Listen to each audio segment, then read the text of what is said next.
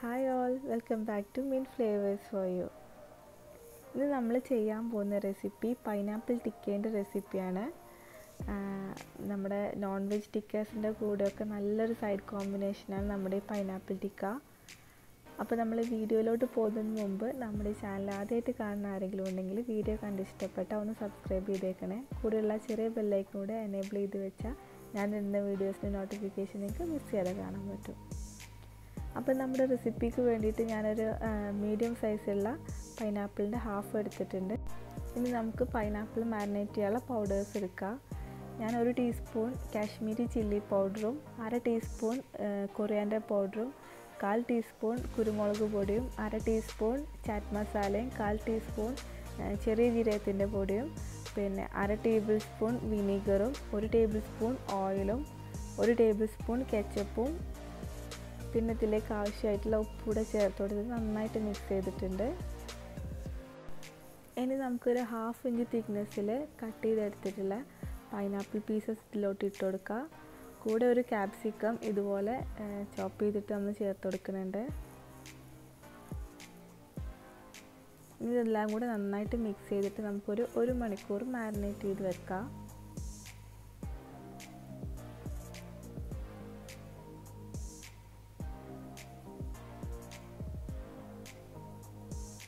അപ്പോൾ മാരിനേഷനൊക്കെ കഴിഞ്ഞെടുത്തിട്ടുണ്ട്. ഇനി നമുക്ക് കുറച്ച് സ്ക്യൂവേഴ്സ് എടുക്കാം. അതൊന്ന് ഒരു 1/2 മണിക്കൂർ സോക്ക് ചെയ്ത് വെക്കണം വെള്ളത്തിൽ. എന്നിട്ട് നമുക്ക് ഓരോ പൈനാപ്പിൾ പീസസ് അതിലോട്ട് ഇൻസേർട്ട് ചെയ്ത് കൊടുക്കാം. അതിൻ്റെ ഇടയിലായിട്ട് നമുക്ക് ഓരോ പീസ് ക്യാപ്സിക്കം വെച്ചെടുക്കാം.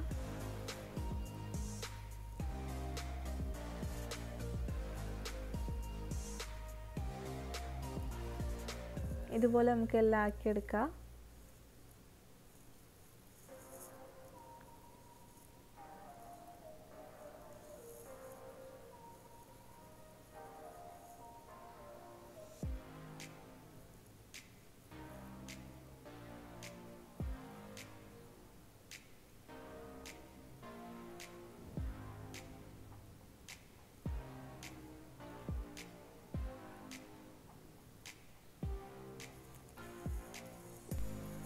ഇനി നമുക്കിത് പാനിലിട്ടൊന്ന് ഗ്രില്ല് ചെയ്തെടുക്കാം.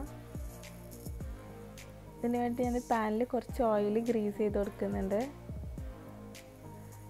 ഇനി നമ്മുടെ പൈനാപ്പിൾ സ്ക്വയർസ് ഓരോന്നായിട്ട് ഇതിലോട്ട് വെച്ച് കൊടുക്കുക.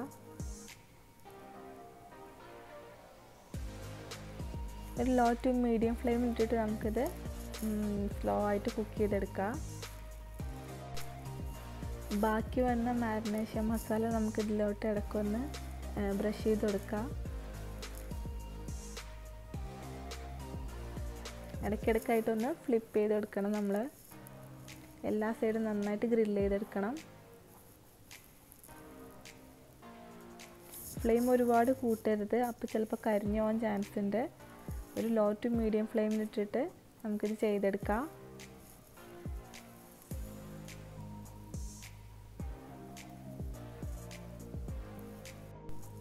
എല്ലാ സൈഡും ഓൾമോസ്റ്റ് ഗ്രില്ലായ ശേഷം നമുക്കിതിലേക്ക് കുറച്ച് ഷുഗർ സ്പ്രിങ്കിൾ ചെയ്ത് കൊടുക്കാം.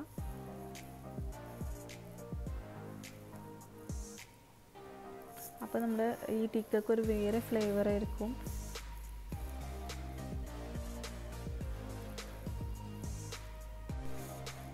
പുളിയും മധുരവും എരിവൊക്കെ കൂടിയിട്ടുള്ള ഒരു അടിപൊളി ടിക്കയാണിത്.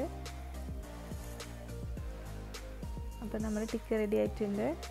അപ്പോൾ എല്ലാവർക്കും ഇന്നത്തെ വീഡിയോ ഇഷ്ടമായി എന്ന് വിചാരിക്കുന്നു. അപ്പോൾ എല്ലാവരും ഇതൊന്ന് ട്രൈ ചെയ്ത് നോക്കുക. ഫീഡ്ബാക്ക്സ് നമ്മളെ കമൻസിലൂടെ അറിയിക്കുക. അപ്പോൾ അടുത്തൊരു വീഡിയോ ആയിട്ട് പെട്ടെന്ന് കാണുന്നത് വരെ till then take care, bye. Thanks for watching.